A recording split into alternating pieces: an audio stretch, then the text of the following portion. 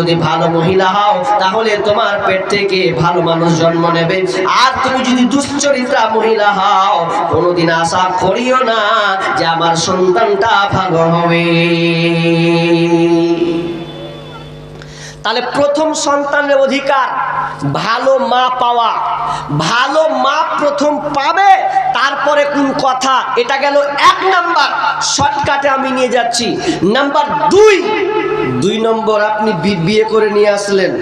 তো বিয়ে করে যখন নিয়ে আসেন, এখানে সবচাইতে মারাত্মক ভুল।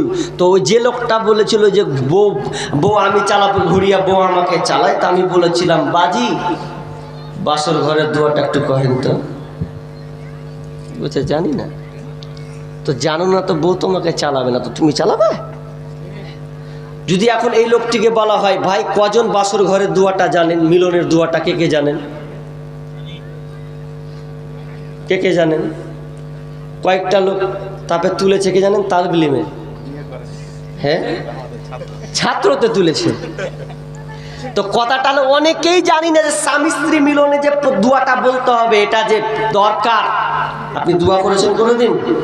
বিয়ে করে নিয়ে আসলেন, বিসমিল্লাহি আল্লাহুম্মা জান্নিবনাশ শাইতানা ওয়া জান্নিবিশ শাইতানা মা রাযাকতানা। দোয়াটা কত সুন্দর।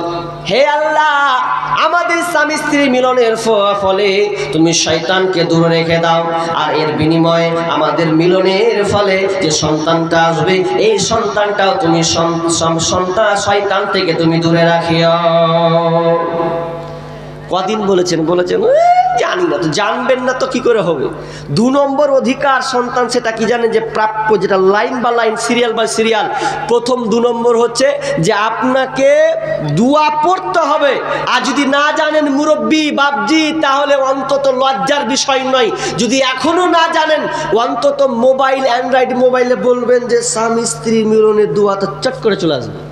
লক্ষ্য রাখালে একটু কান দিয়ে লাগাও, 10 বার মুখস্থ করো, হয়ে যাবে। শিখতে হবে, দরকার আছে, কিন্তু আমরা শিখছি না। এক বুড়াকে বলছেন, জিজ্ঞাসা করছে যে হাজি তুমি মিলনের দোয়া জানো? তো পরিচিতর মধ্যে আমাদের গ্রামে, তো ও কয়েছে আমার খেয়ে দেওয়া কাজ নেই, আমার এখন বয়স হয়ে গেছে, লাঠি ধরেছে, আর এখন তুমি আমাকে মিলনের দোয়া দিতে আসবে? অন্য কহ, তুমি এখন মিলনের দোয়াকে জানতে চাও, কেন শিখতে যাবো আমি? অথচ জানে রাগ খানোর উঠে গেছে ওখানে, যে আমি একটা লাঠি ধরা মানুষ, জেলায় চ্যাংড়া আছে ওগুলাকে কহা, আর আমি বুড়া মানুষ, কি এখন নেই, কেউ নেই, একলা পড়া আছে, আর আমাকে ধরছি তো এই দোয়াটা। বোকা পেয়েছো নাকি? কিন্তু যাদের অবশ্যই দরকার আছে, অবশ্যই মুখস্থ করতে হবে। তাহলে নাম্বার 2 নম্বর হচ্ছে